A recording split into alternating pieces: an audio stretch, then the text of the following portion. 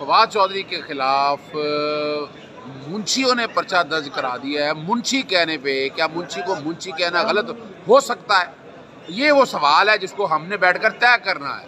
भाई मुंशी का मतलब क्लर्क है यार, क्लर्क में इसी क्या मुश्किल है, इसमें क्या बुराई है? मुझे ये बता दें कि जब आप अपना एक एजेंडा लेकर चल रहे होंगे तो फिर यही हाल होगा। और क्या आर्टिकल 19 में ये कवर होता है? और क्या ये बगावत है?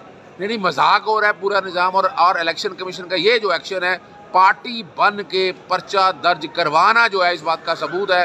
और इसी तरह केयर टेकर चीफ मिनिस्टर का लगाना, ट्रांसफ़र पोस्टिंग करना, यानी बुखलाहट का शिकार हो गया है। इमरान खान ने इन लोगों की रातों की नींदें हराम कर दी हैं।